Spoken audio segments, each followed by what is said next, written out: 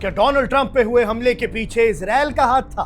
क्या shooter Thomas Matthew crooks एक IDF shirt पहने हुए थे? और ये कोल एलन कौन है जिसे पूरा इजराइल अब ढूंढ रहा है? सोशल मीडिया पर दावा किया जा रहा है कि ट्रंप और नेतन्याहू के रिश्तों में एक खूनी ट्विस्ट आ गया है, मगर क्या ये खबर सच है या सिर्फ एक गहरा जियोपॉलिटिकल प्रोपेगेंडा? आज इस रिपोर्ट में हम समझेंगे कि क्या है सच और एक एक परत उतार के आप तक रखेंगे। दर्शकों, सबसे पहले बात करते हैं उस वायरल फोटो की।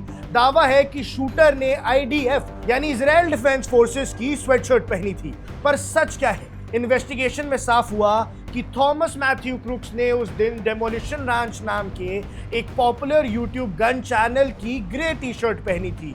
जो फोटोज आप आईडीएफ स्वेटशर्ट के साथ देख रहे हैं वो या तो एआई जनरेटेड है या फिर किसी और पुराने वीडियो से उठाई गई हैं और फिर मॉर्फ कर दी गई हैं। जर्नलिस्टिक एथिक्स के हिसाब से जब तक एफबीआई या सीक्रेट सर्विस किसी फॉरेन यूनिफॉर्म की पुष्टि नहीं करती तब तक ये सिर्फ एक डिजिटल अफवाह है। ये बात हम आपको अभी बता देना चाहते हैं और अब तक ऐसी कोई रिपोर्ट भी नहीं आई है। लेकिन दर्शकों, कोल एलन का कनेक्शन सब कुछ हिला देता है। अब आते हैं नाम पर, कोल एलन। इंटरनेट पे शोर है कि इजराइल की इंटेलिजेंस एजेंसीज किसी कोल एलन को ढूंढ रही हैं जिसका कनेक्शन ट्रंप शूटर से है। लेकिन फैक्ट चेक ये कहता है कि कोल थॉमस एलन का नाम हाल में एक अलग सिक्योरिटी इंसिडेंट जो व्हाइट हाउस के कॉरेस्पॉन्डेंट के डिनर के पास सामने आया था, बटलर पेनिसिल्वेनिया वाले शूटर का नाम थॉमस मैथ्यू क्रूक्स था। अब इन दोनों अलग अलग घटनाओं को मिक्स करके एक नई ग्लोबल कॉन्स्पिरेसी बनाई जा रही है। पुरानी रिपोर्टिंग का तजुर्बा ये कहता है कि नाम बदलो, कहानी बदलो और लोग थोड़ा सा कंफ्यूज हो जाएंगे।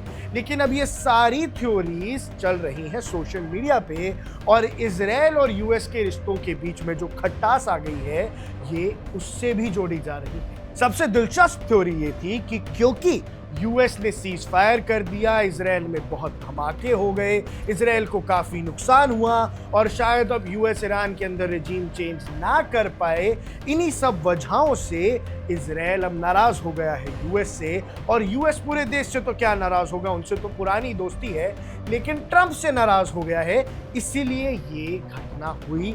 ऐसा दावा है कुछ कॉन्स्पिरेसी थ्योरीज का। फिलहाल इनकी सच्चाई पे बिल्कुल भी कमेंट नहीं किया जा सकता। सवाल ये भी उठाया जा रहा है कि नेतन्याहू और ट्रंप के रिश्तों में कड़वाहट इतनी बढ़ गई है कि बात हमले तक पहुंच गई। देखिए दर्शकों, पॉलिटिक्स में मतभेद, डिसएग्रीमेंट्स होते रहते हैं, पर असैसिनेशन का इल्जाम लगाना बिना किसी सबूत के बहुत रिस्की है। हाल ही में नेतन्याहू ने चार्ली कर्क जैसे मागा इन्फ्लुएंसर्स के खिलाफ हो रही कॉन्स्पिरेसी थ्योरीज को मॉन्स्ट्रसली भी कहा था। अब ट्रंप और इजराइल के रिश्ते हमेशा से स्ट्रैटेजिक रहे हैं और हाँ, कुछ मागा सपोर्टर्स अब इजराइल के फॉरेन इन्फ्लुएंस पर सवाल उठा रहे हैं, पर इसे नेतन्याहू का हाथ कहना फिलहाल फिक्शन ही माना जा रहा है। दर्शकों, नतीजा लेकिन क्या रहा? जो शूटर है वो शायद इजरायली नहीं था और आईडीएफ की जो स्वेटशर्ट वाली फोटो है वो भी शायद फेक है और कोल एलन का कनेक्शन पेनिसिल्वेनिया शूटिंग से नहीं है। डिजिटल जमाने में अफवाहें गोली से तेज चलती हैं और एक जिम्मेदार जर्नलिस्ट होने के तौर पर हमारी सलाह है कि हेडलाइंस पर नहीं बल्कि सिर्फ फैक्ट्स पर भरोसा करें। अब ऐसे में आपको क्या लगता है, क्या ये सिर्फ सोशल मीडिया की उपज है या इसके पीछे कोई बड़ी गहरी नीति है? क्योंकि लोगों का ये मानना है कि ऐसा हो सकता है कि इजराइल अब नहीं चाहता कि डोनाल्ड ट्रंप यूएस के प्रेसिडेंट रहें और वो इस जंग को एक अलग तरीके से चलाना चाहते हैं। आपको क्या लगता है, आपकी क्या राय है, हमें कमेंट सेक्शन में जरूर बताइएगा। अब दिख रहे हैं वन इंडिया, मैं हूं आकाश Kaushik. Subscribe to One India and never miss an update. Download the One India app now.